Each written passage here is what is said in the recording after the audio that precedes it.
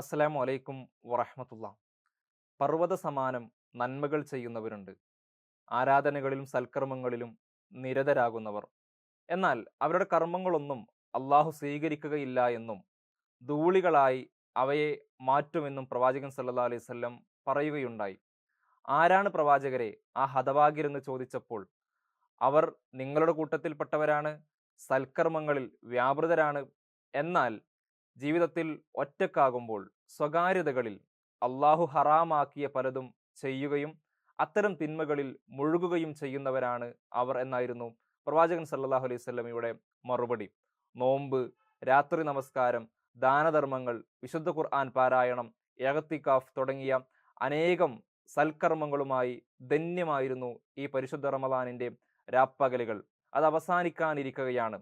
ഈ സമയത്ത് റമദാനിലും അതല്ലാത്ത സന്ദർഭങ്ങളിലുമെല്ലാം ചെയ്ത സൽക്കർമ്മങ്ങൾ അള്ളാഹു സ്വീകരിക്കണമെന്ന് ആഗ്രഹിക്കുകയും അതിനുവേണ്ടി പ്രാർത്ഥിക്കുകയും ചെയ്യണം വിശ്വാസികൾ. അതോടൊപ്പം നമ്മുടെ ചുറ്റുപാടുകൾ മലീമസമാണ്. തിന്മകൾ, ഹറാമുകൾ ചെയ്യാനുള്ള അവസരങ്ങൾ, സാധ്യതകൾ എമ്പാടും നമുക്കുണ്ട്. എൻ്റെ സ്വകാര്യതകളിൽ ഞാൻ ഒരിക്കലും തെറ്റുകളിലേക്ക് മാറിപ്പോവുകയില്ല എന്നും അതിൽ വ്യാപൃതനാവുകയില്ല എന്നും ഉറപ്പുവരുത്താൻ വിശ്വാസികൾക്ക് സാധിക്കേണ്ടതുണ്ട്. അള്ളാഹു അനുഗ്രഹിക്കട്ടെ.